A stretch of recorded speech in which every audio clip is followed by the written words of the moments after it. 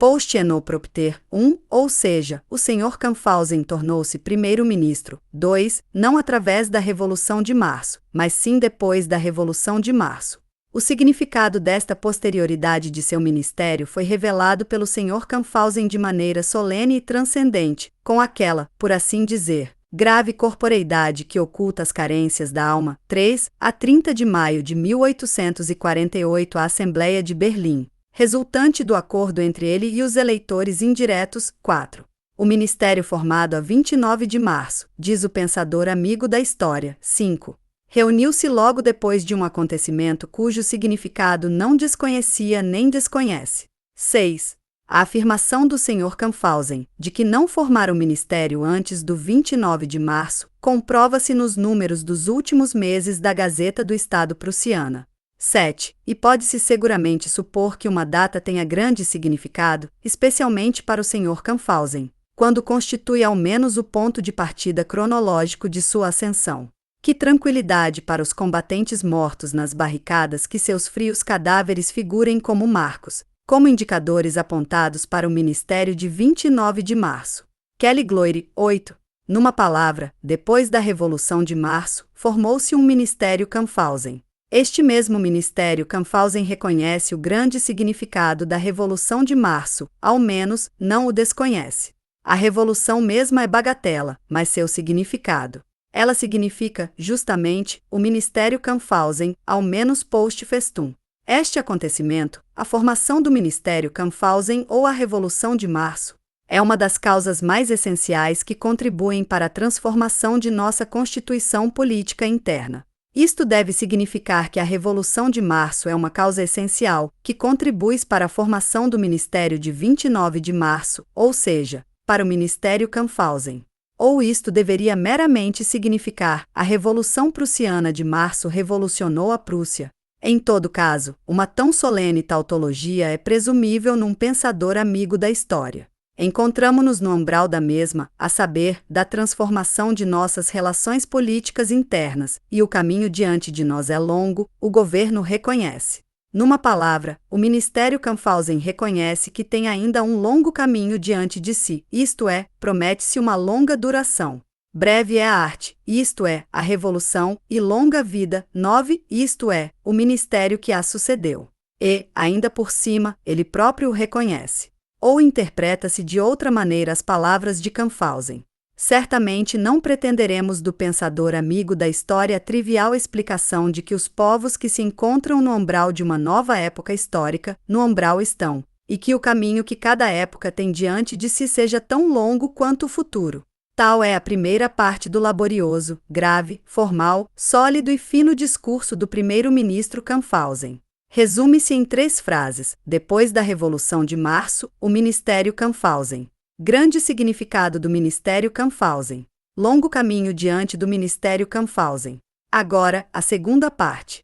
Mas, de maneira alguma compreendemos a situação assim, explica doutoralmente o Sr. Camphausen, como se tivesse se produzido, através desse acontecimento, a Revolução de Março, uma completa reviravolta, como se toda a constituição de nosso Estado tivesse sido derrubada, como se todo o existente tivesse cessado de existir juridicamente, como se todas as situações precisassem ser de novo juridicamente fundadas. Ao contrário, no momento de sua reunião, o Ministério concordou em considerar como uma questão vital que a Dieta Unificada, 10, antes convocada se reunisse efetivamente, apesar das petições em contrário recebidas, e que se passasse a nova Constituição a partir da Constituição existente, com os meios legais que ela oferecia, sem cortar o laço que liga o velho ao novo. Este caminho incontestavelmente certo foi seguido, a lei eleitoral foi submetida à Dieta Unificada e, com sua aprovação, foi promulgada. Mais tarde, procurou-se induzir o governo a modificar a lei de motu próprio, especialmente a converter o sistema eleitoral indireto no direto. O governo não cedeu a isto. O governo não exerceu nenhuma ditadura, não pôde exercê-la, não quis exercê-la. A lei eleitoral foi aplicada de fato tal como existia de direito.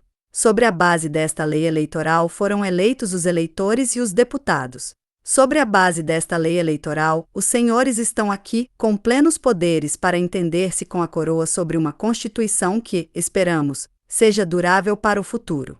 Um reino por uma doutrina. 11. Uma doutrina por um reino.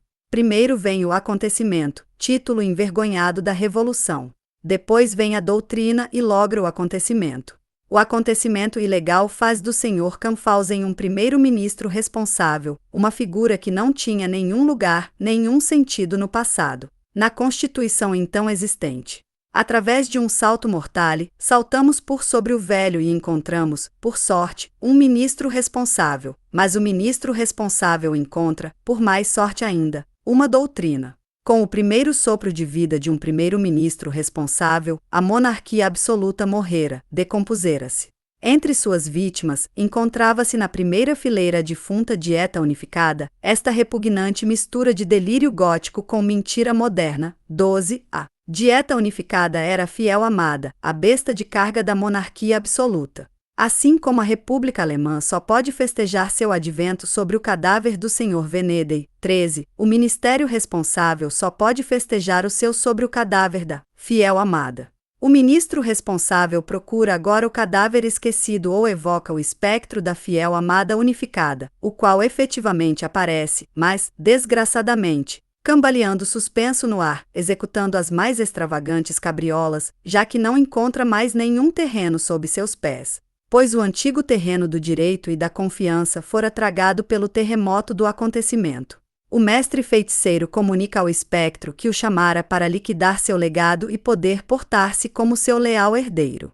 O espectro não poderia jamais apreciar suficientemente este obsequioso comportamento, pois na vida comum não se permite que os mortos firmem testamento póstumamente. Sumamente lisonjeado, o espectro aquece como um pagode a tudo o que o feiticeiro ordena, faz uma reverência à saída e desaparece. A lei da eleição indireta, 14, é seu testamento póstumo.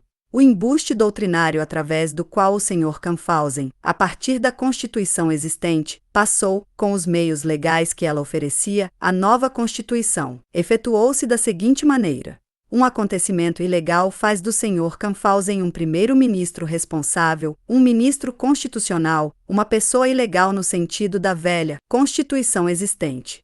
O ministro constitucional faz, de modo ilegal, da inconstitucional, estamental fiel amada unificada uma Assembleia Constituinte. A fiel amada unificada faz, de modo ilegal, a lei da eleição indireta. A lei da eleição indireta faz a Câmara de Berlim, e a Câmara de Berlim faz a Constituição, e a Constituição faz todas as câmaras seguintes para todo sempre. Assim, o ganso torna-se ovo e o ovo, ganso.